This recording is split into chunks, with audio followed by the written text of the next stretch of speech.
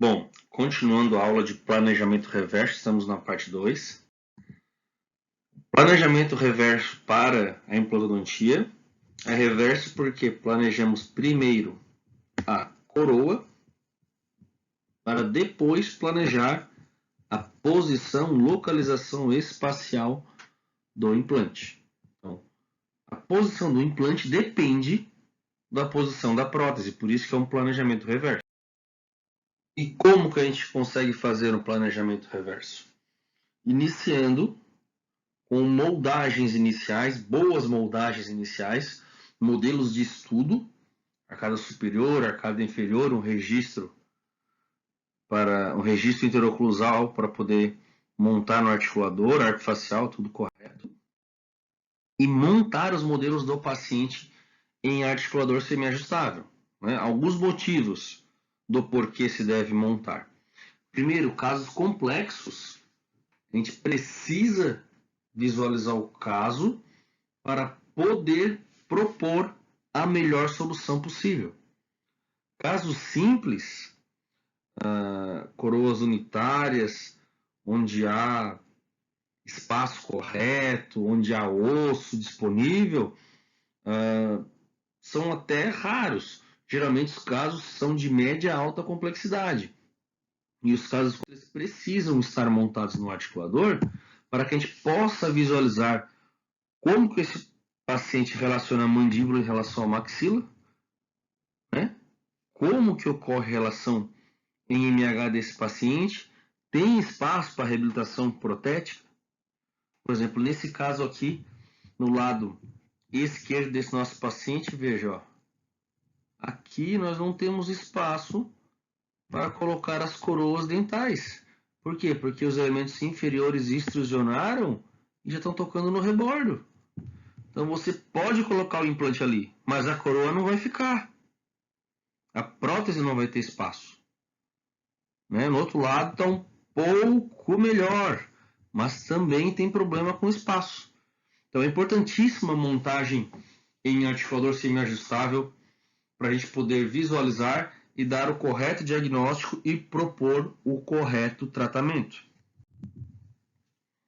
A partir dessa montagem diagnóstica, então, vai ser feito um enceramento, que é o enceramento diagnóstico.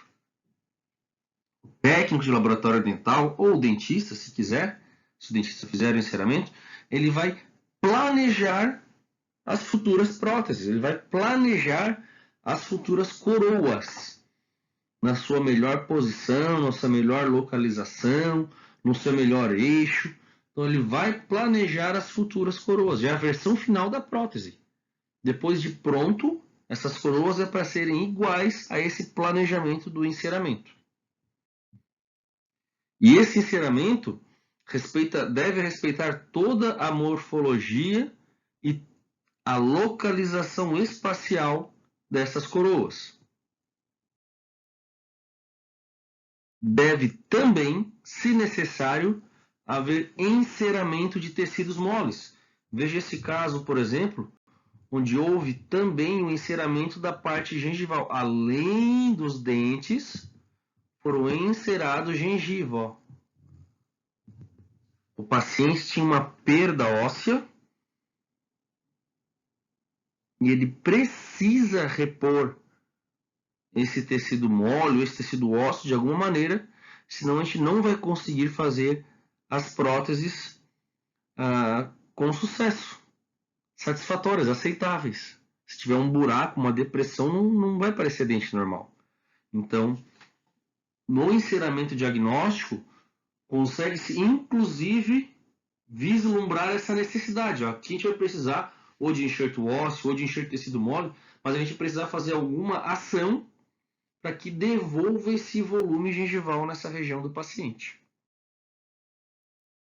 Então, a prótese, ela guia a posição do implante. Os enceramentos diagnósticos e as montagens em articulador auxiliam a tomar as decisões. A confecção dos guias, são guias tomográficos e guia cirúrgico, facilita o procedimento. A partir desse enceramento diagnóstico, são feitos guias multifuncionais. É a guia que serve para tomografia, é a guia que serve para cirurgia, é a guia que serve até para moldagem em alguns casos. Por isso são chamados multifuncionais, várias funções. Então, esse guia multifuncional feito a partir do enceramento diagnóstico, ele já apresenta a posição final da prótese. Então, ali aparece qual a localização do dente, do futuro dente, e a partir dessa localização do futuro dente, onde vai ser a prótese, o dentista consegue instalar o implante corretamente. Alguns casos, como esse aqui, que é do livro da Volpato, notou-se que para colocar o implante corretamente era preciso um enxerto ósseo. Era preciso um enxerto ósseo para colocar o implante na posição correta. Ainda foi feito enxerto em bloco, é um livro mais antigo, 2013, se não me engano. Ainda faz enxerto em bloco hoje em dia, mas existem técnicas com enxertos artificiais, tipo BIOS, que funcionam muito bem. Então a técnica cirúrgica vai ficar com o professor Leonardo Bess, ele que vai falar. Então aqui só estamos denotando que, a partir do guia multifuncional, foi percebido que precisava-se de um enxerto ósseo para conseguir colocar o implante na correta posição. Então, após ali o tempo de osso-integração do enxerto ósseo, foi reaberto e com o guia tomográfico conseguiu-se instalar os dois implantes na região desejada. Então, os implantes dentais foram instalados na região planejada para conseguir fazer essas próteses o melhor possível. E o que acontece nesse errar o posicionamento? Se o implante for instalado de forma errada, com inclinação errada, com posição errada, o que acontece? Muitas vezes inutilizam o implante. O implante nessa posição, por exemplo, não tem o que fazer. Não vai conseguir usar esses implantes ali, naquela região, saindo para vestibular. Aqui é a mesma coisa, não tem como. Vai ficar um dente mais comprido do que deveria. Isso aparece no sorriso das pessoas. Então, esses implantes mal posicionados, muitas vezes, infelizmente, têm que ser removidos para poder fazer o tratamento correto. Então, é muito, muito, muito importante esse planejamento reverso.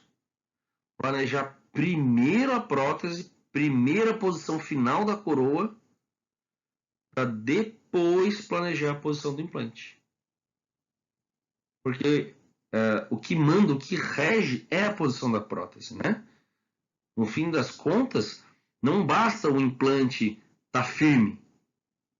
Ele também tem que ser bonito. As pessoas hoje querem um sorriso bonito. Na interação social. Ninguém sai de casa se não tiver o dente aceitável. E essas posições ali, mal instaladas, são posições onde as futuras próteses vão ficar inaceitáveis. É falha, é insucesso. Então, erros no posicionamento, inclusive posicionamento não tão grotesco como os anteriores, também utiliza. Note que esses dois implantes foram colocados fora do eixo do arco e inclinados um contra o outro, né? Se olhar aqui onde tinha os dentes, aqui é o rebordo, aqui é o rebordo.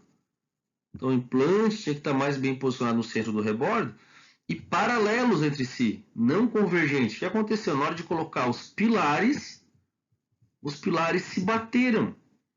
Se o pilar bate um com o outro, ele não consegue ser corretamente parafusado em cima do implante. Então, alguma solução vai ter que ser feita. Existem hoje micropilares para colocar em certas posições, né? Pilar menor do que o mini pilar cônico, a gente vai ter aula de componente ainda. Mas pode ser que seja tão inclinado que até o micropilar não caiba. Então é muito importante a localização desse implante, ó, corretamente no arco dental, bem localizado e que esteja paralelo aos dentes ou paralelo até mesmo aos outros implantes. Eles não podem ser inclinados.